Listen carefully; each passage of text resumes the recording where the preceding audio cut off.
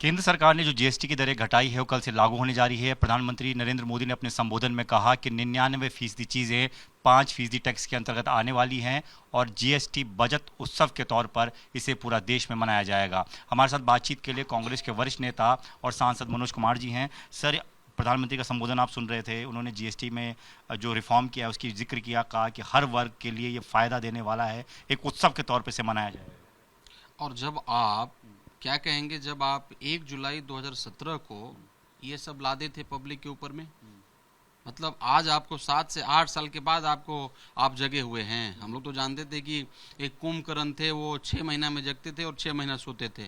तो आप 7 साल 8 साल के बाद जगे हैं। 8 साल 7 साल इस भारत के जनता को जो आपने लूटा है, ये जनता कभी माफ करेगा आपको?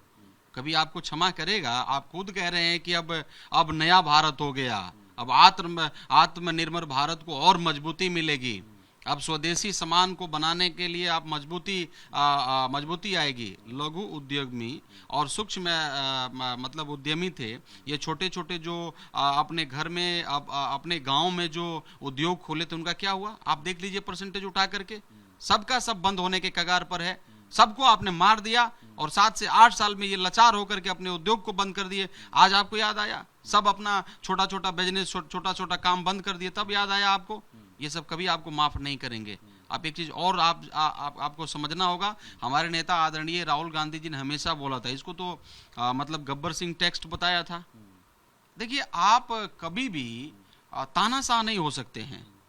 बिहार का चुनाव आया, अब बिहार के चुनाव में इनको बड़ा सा खामियाजा भुगतना लग रहा है कि भुगतना पड़ जाएगा जीएसटी को लेकर के।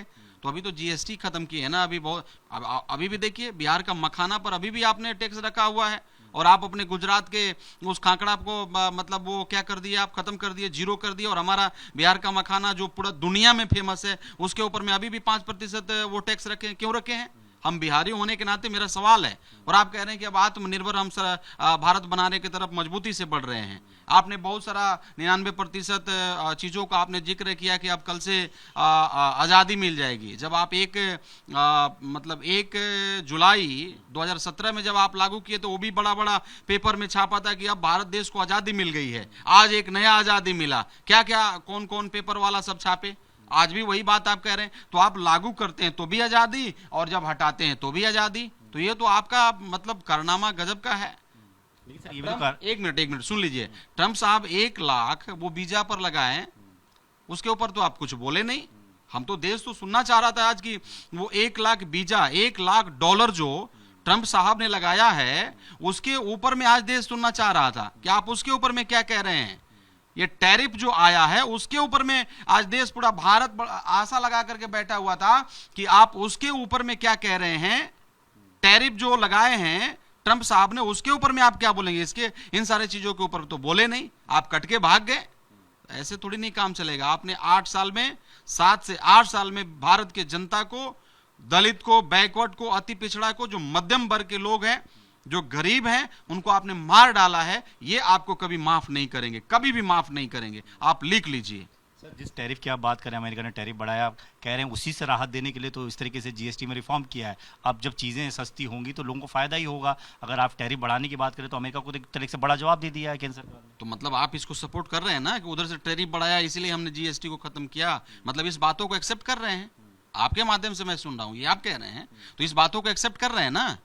ये बीजेपी कह रही है। नहीं, बीजेपी, मैं नहीं कह रहा हूं कि आप कह रहे हैं, ये बीजेपी कौन कह रहे हैं? तो मतलब आप तो एक्सेप्ट कर लिए कि टैरिफ जो है वो खतरनाक है, इसलिए देश को थोड़ा सा रिलीफ देने के लिए ये जीएसटी को माफ किया गया है।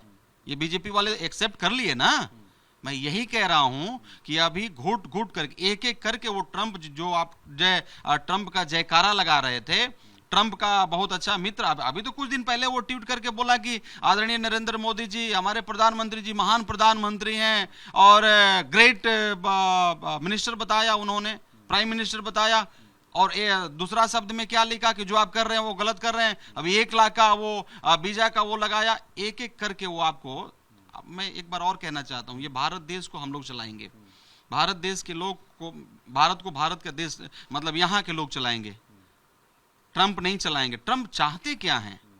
भारत पर ये क्या क्या ये कर रहे हैं, और उसके ऊपर में आदरणीय प्रधानमंत्री जी कुछ नहीं बोल रहे हैं। विदेश का जो मंत्रालय है, विदेश मंत्री हैं, कुछ नहीं बोल रहे हैं। क्यों चुप हैं?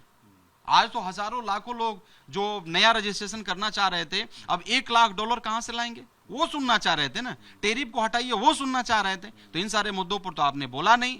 अब आप पतली गली से कट करके निकल गए। जीएसटी, वो भी हमारा सवाल है कि आप मखाना पे भी खत्म करिए। हमारे किसान जो दिन रात रह करके पानी में मर करके मखाना निकालते हैं और पूरा दुनिया में फेमस इसको कर दिए हैं, उसको रिलीफ दीजिए। किसान आज खाद के लिए मर रहे हैं, दर दर बिहार में भटक रहे हैं, उसके लिए रिलीफ दीजिए। उसके लिए क्या होगा, किसानों के लिए आप क्या कर रहे हैं? मैं आपको बताना चाहता हूं, हमारे ही शहर में, हमारा कंस्टिट्यूएंसी में ग्रीनफील्ड हाईवे बन रहा है, जाके देख लीजिए। आज हमारे किसान भाई आंसू बहा रहे हैं। अब मतलब 1 महीना के बाद में उसका फसल हो जाता, धान का खेती काटते वो, लेकिन आपने पूरा, सरकार ने क्या किया कि पूरा उनके खेत को रौंद दिया, जेसीबी लगा करके रौंद दिया, ट्रैक्टर को लगा करके रौंद दिया। और आज जितने भी हमारे कंस्टिट्यूएंसी के जितने भी हमारे भाई हैं, किसान भाई हैं, आज वो रो रहे हैं।